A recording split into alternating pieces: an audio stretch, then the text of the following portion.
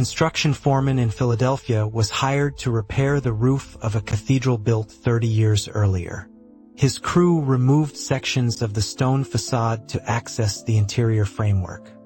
What they found was not wood or iron beams.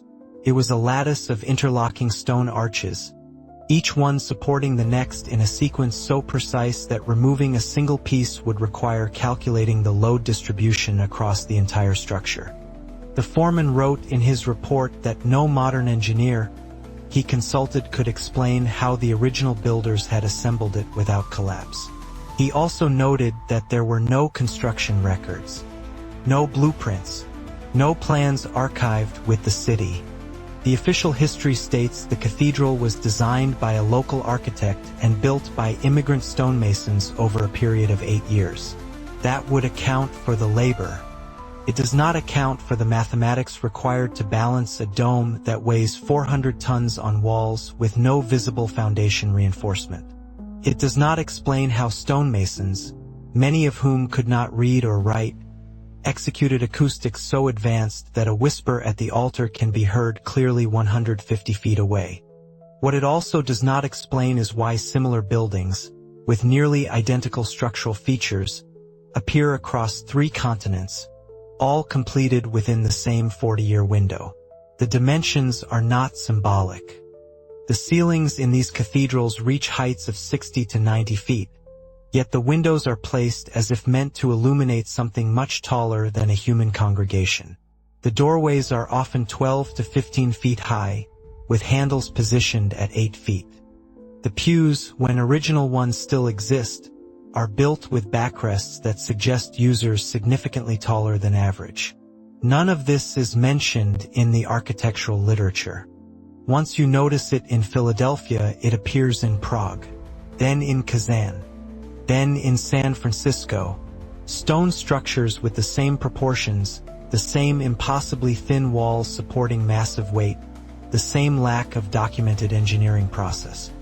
All labeled as products of local craftsmanship. All built during a period when steel frame construction had not yet been standardized, and when most cities did not have centralized engineering departments.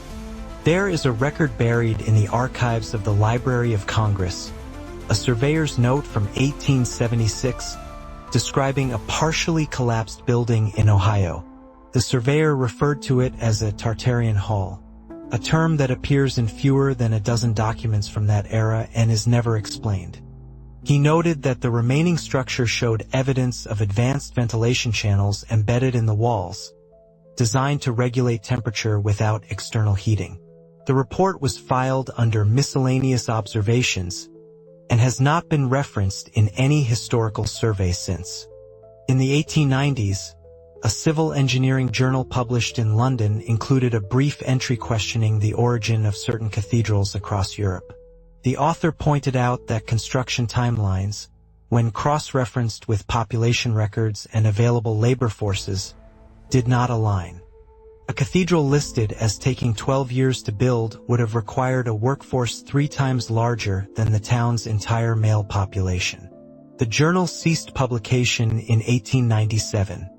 No follow-up articles were printed. There are also the photographs. In archives across Russia and Central Europe, there are images from the 1860s and 1870s showing cities filled with these structures, many of them already in a state of disrepair. The photographs suggest the buildings were not newly constructed during that time, but inherited. Some show partial demolitions, with crews removing debris rather than assembling materials. City records from the same period describe reclamation projects and urban reorganization, but they do not say what was being reclaimed or from whom. By 1900, the architectural language had shifted. New civic buildings were shorter, simpler, built with standard materials and well-documented methods. The older structures were either renovated to remove their unusual features, or they were demolished entirely. In some cases, they were buried. There is a cathedral foundation in Kiev that was filled with rubble and paved over in 1903. It still exists beneath a public square. So the question is not whether these buildings were constructed by local populations. The question is why no one at the time thought it necessary to document how. Not a single set of plans survives for most of these structures. Not a single engineering manual references the techniques used. There are invoices for materials, payroll logs for workers, and dedication ceremonies. But there is no record of the knowledge required to make any of it stand. And then that knowledge disappears. Not gradually over generations, but within a span of 20 years. By 1920, architectural schools were teaching methods that specifically avoided the structural techniques visible in these older buildings. When asked why, the response was that those techniques were unstable or unsafe.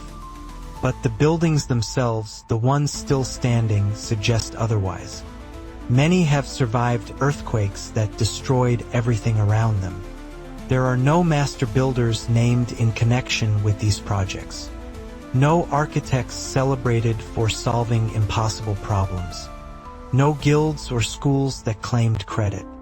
It is as if the buildings appeared, fully realized, and then the people who understood them vanished. If they were built by a previous civilization, where did that civilization go? If they were built by the same populations that occupied the cities in the 1800s, why is there no continuity of technique? Why would a society capable of engineering these structures suddenly stop and begin building in a completely different way? You start to notice that the break happens right around the same time that maps are redrawn. That city records are updated. That old terms, like Tartary, stop appearing in atlases and are replaced with new borders and new names. And you start to wonder what else was renamed, what else was covered, and whether the buildings we call cathedrals were ever meant to be churches at all. If this caught your attention, there's more to examine. Consider subscribing or leaving a thought below. Most of what we think we know about these places comes from the people who renamed them,